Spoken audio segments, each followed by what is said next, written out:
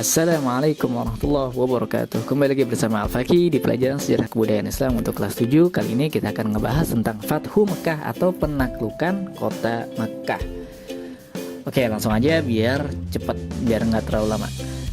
Nah, Fathu Mekah bermula setelah perjanjian Hudaybiyah berjalan 2 tahun. Nah, ini episode sebelumnya kalian pasti udah ingat kan? Masih ingat perjanjian Hudaybiyah, yang mana perjanjian tersebut seakan-akan merugikan kaum muslimin tapi banyak menguntungkan. Nah, ini puncaknya nih. Karena pada saat itu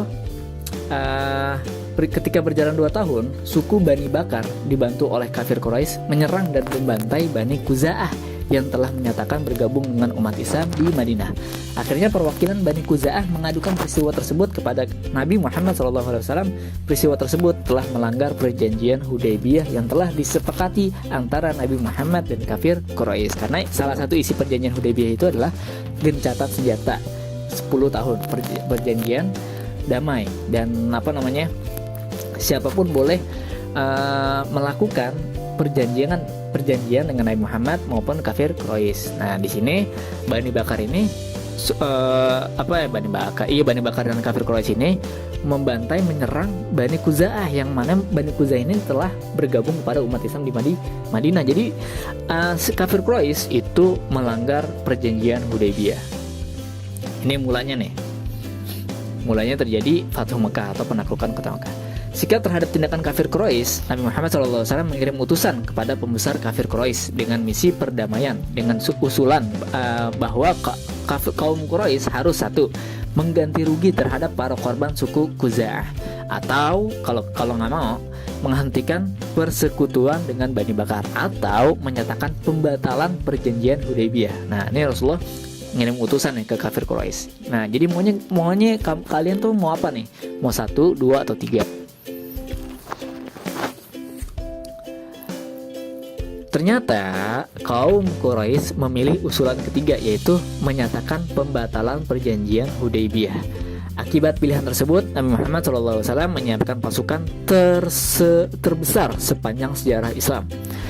Nabi Muhammad berangkat ke Mekah bersama 10.000 pasukan untuk menyerang Mekah. Nah, ini pasukan terbesar pada saat itu, 10.000 pasukan. Karena ini kafir Quraisy mungkin nganggap remeh atau gimana, ngapain gue minta maaf, ngapain gue ganti rugi, ngapain gue ngebatalin sekutu dengan Bani Bakar gitu. Jadi itu di sini kaum kafir Quraisy ya nggak takut lah gitu sama kaum muslimin. Akhirnya karena hal ini, ketika Rasulullah menganggap kafir Quraisy ini udah melanggar peraturan, melanggar perjanjian, ya udah akhirnya Rasulullah, ayo siapin pasukan, kita berangkat ke Mekah dari kota Madinah, yaitu yang berjumlah 10.000 pasukan.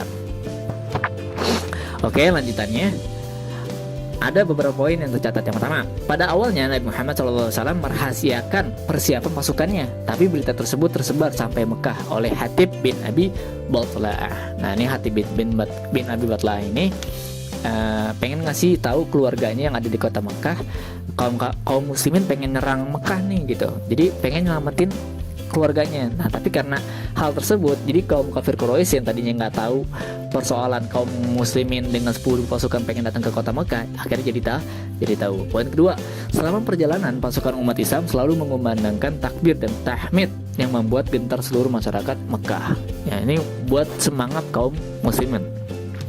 Terus pasukan umat Islam terbagi menjadi 4 kelompok. Mereka akan masuk dari 4 arah mata angin, yaitu ada utara, selatan, barat, dan timur. Nah, di sini pengen mengepung kota Mekah. Asik. Nah, poin keempat, Abu Sufyan bin Harb masuk Islam. Oke, lanjutannya lagi. Setelah itu, Nabi SAW memberikan kepercayaan kepada Abu Sufyan sebagai perantara dengan kaum Quraisy.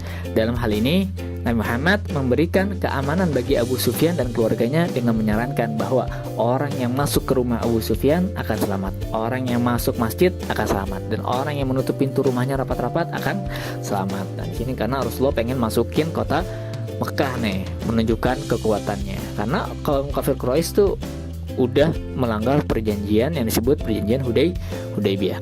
Setelah persiapan selesai, udah selesai nih persiapannya, udah udah 4 kelompok ini udah masuk ke udah bersiaga di pintu masing-masing.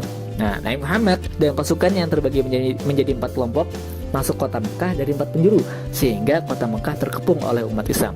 Nabi Muhammad SAW dan pasukannya masuk Mekah dengan damai. Akhirnya tepat tanggal 1 Januari 630 Masehi, kota Mekah dapat dikuasai Nabi Muhammad SAW dan umat Islam. Lanjutannya, Nabi Muhammad langsung menuju Ka'bah dan melakukan tawaf. Setelah itu Nabi Muhammad SAW menghadap orang-orang yang telah berkumpul di masjid, dan Nabi Muhammad memaafkan semua kesalahan mereka. Setelah itu Nabi Muhammad menghancurkan berhala-berhala sebanyak 360 berhala yang mengelilingi Ka'bah. Setelah bersih dari berhala, Nabi Muhammad memerintahkan Bilal untuk melakukan azan di atas Ka'bah. Kemudian umat Islam melakukan sholat berjamaah dengan Nabi Muhammad SAW. Nah, jadi ketika Nabi Muhammad masuk ke kota Mekah, kaum kafir Quraisy itu udah nggak bisa ngelawan lagi karena pasukannya banyak dan dadakan, ya kan? Jadi nggak sempet. Dan kalau mereka melawan itu kalah gitu. Jadi mereka memilih menyerah. Pada saat itulah nampak kemenangan umat Islam, karena sejak saat itu datang berbondong-bondong masyarakat Mekah masuk Islam. Di antara pembesar Quraisy yang masuk Islam adalah Muawiyah bin Abu Sufyan, Hindun binti Utbah, Mut'aib bin Abu Lahab, Ummu Hani binti Abi Thalib, dan lain-lain. Nabi Muhammad SAW tinggal di Mekah selama 15 hari. Beliau mengajarkan tata cara beribadah dan mengatur urusan kenegaraan dan pemerintahan. Nah, di sini nih kamu akhirnya, kenapa sih kok orang kafir Quraisy bisa berbondong-bondong masuk Islam? Yang pertama, kaum muslimin yang udah kuat, pasukannya udah kuat, jumlah pasukannya udah banyak. Nah, ketika menaklukkan kota Mekah, itu Nabi Muhammad nggak ada yang namanya pembantaian kan. Jadi nggak ada balas dendam. Oh, dulu lo tuh nginjek-injek gue, dulu lo tuh menyakiti gue gitu. Sekarang gantian, gue bakalan nyiksa lo. Enggak, tapi Nabi Muhammad ketika menaklukkan kota Mekah, orang-orang yang udah nyerah itu Rasulullah memaafkan kesalahan mereka. Nah, saking mulianya ajaran Islam yang dibawa oleh Nabi Muhammad, itu kaum kafir Quraisy terbukalah hidayahnya gitu. Saking senengnya sama ajaran Islam yang penuh dengan rasa damai. Bahkan di sini Hindun binti Utbah, yang pernah ingat kan ketika terjadi di perang Uhud yang memakan jantungnya Sayyidina Hamzah, itu ketika si Hindun mengakui kesalahannya, itu Rasulullah dengan lapang dada langsung memaafkan Hindun. Walaupun awalnya berat, tapi saking murah hatinya Rasulullah, akhirnya itu Hindun dimaafkan. Nah, jadi masuk Islamnya ini bukan karena kepaksaan, tapi karena tersentuh dengan ajaran Islam yang membawa penuh dengan kedamaian gitu. Oke, itu aja sekilas tentang Fathu Mekah atau penaklukan kota Mekah. Kenapa ada peristiwa Fathu Mekah dan kenapa orang-orang tuh berbondong-bondong masuk Islam. Nah, sebab terjadi kejadian ini, umat Islam makin banyak lagi, makin kuat lagi, makin jaya lagi.